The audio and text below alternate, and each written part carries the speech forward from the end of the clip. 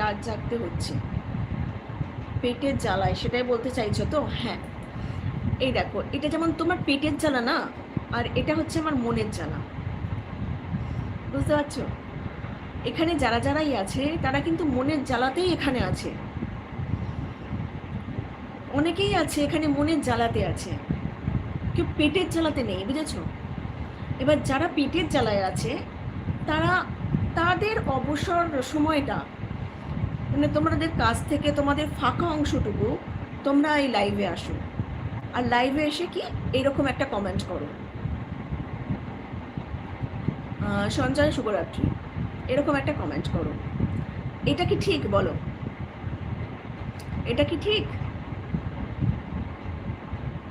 Video ছেড়েছো, ভালো করেছো। তাই আমার মতে বলে যে যা করছে করতে দাও, বুঝেছো? মনের জ্বালা অনেক মিটা।